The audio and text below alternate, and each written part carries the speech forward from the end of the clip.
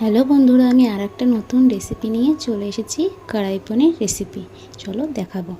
এখানে আমি পনিরগুলোকে কিউব করে কেটে নিয়েছি। তেলে একটু নুন দিয়ে পনিরগুলোকে ভালো করে ভেজে নেব। পনিরগুলোকে আমি হালকা লাল লাল করে ভেজে নেব। পনিরগুলো ভাজা হয়ে গেছে, এবার আমি পনিরগুলো তুলে নেব।